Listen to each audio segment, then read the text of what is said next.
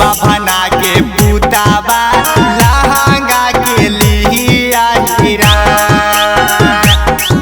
अरे चोली वाला चीज ली बाभना के पुतावा लहंगा के लिया हीरा। जाइबू नहीं बाच के तू देखे आइलू नाच के आरा वाला साभे बाबुआ। अरे चोली वाला चीज ली धनु जी के बेटावा लहंगा के ली पासमान। अरे चोली वाला चीज ली बाभना के बेटावा लहंगा के ली पासमान। देखे देखी जवानी जिला जहानाबाद के छौड़ी। देखे देखी जवानी जिला जहानाबाद के छौड़ी। पैबू निशानी निमन 9 महीना बाद के छौड़ी। पैबू निशानी निमन 9 महीना बाद के छौड़ी।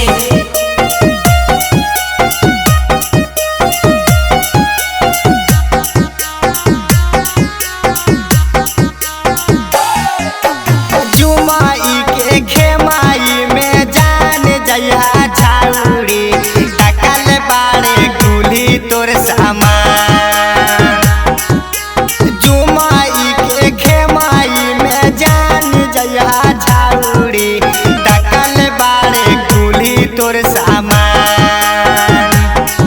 अरे चोली वाला चीज ली धनु जी के बेटावा लहंगा के ली कहीरा। अरे चोली वाला चीज ली धनु जी के बेटावा लहंगा के ली पासमान।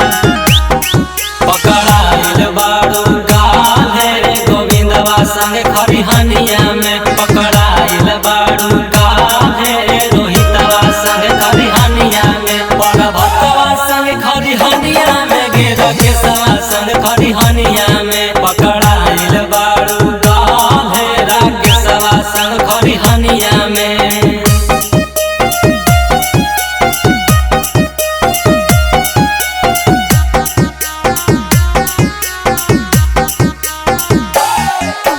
से कपूरा बाला ना छोड़िए अधूरा जवाले ना करी है नेमा।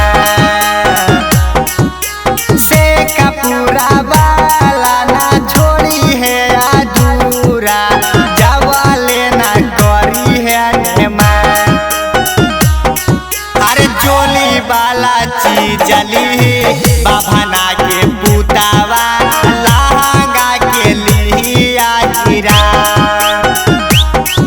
अरे चोली वाला चीज ली बाभना के पुतावा लहंगा के लिया हीरा।